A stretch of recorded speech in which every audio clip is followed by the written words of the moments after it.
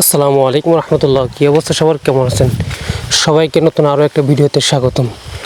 তো এই যে ভর রৌদ্রের ভিতরে শুনশান ভাঙা রাস্তা দিয়ে বাইক ঠেলে নিয়ে যাচ্ছি, এটা কি আদৌ কোনো আনন্দের বিষয়?